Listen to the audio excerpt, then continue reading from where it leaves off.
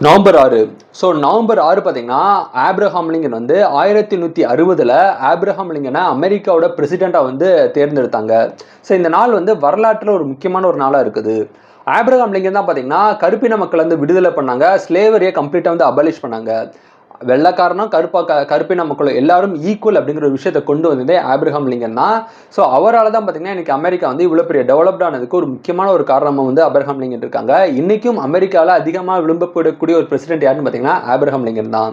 அவருக்கு மரியாதை செலுத்துகிற விதமாக தான் இந்த நாள் வந்து இருக்குது. ஆமாம், இந்த நாள் பார்த்தீங்கன்னா டாக் ஃபிலிம் ஃபெஸ்டிவல்ஸ் அப்படிங்கிறாங்க. ஸோ டாக் யூஸ் பண்ணி பார்த்தீங்கன்னா நிறைய படங்கள் வந்து நம்ம பார்க்கலாம். ஸோ அந்த டாக்ஸுக்காகவே ஒரு ஃபிலிம் ஃபெஸ்டிவல் வந்து வச்சிருக்காங்க. ஸோ அந்த டாக்கோட ஆக்டிங்கை, அவங்களோட இன்னசென்ஸ் அப்ரிஷியேட் பண்ணுற மாதிரி தான் இந்த நாள் வந்து இருக்குது. ஆமாம், இந்த நாள் பார்த்தீங்கன்னா international day of armed conflicts and வாருங்கிறாங்க.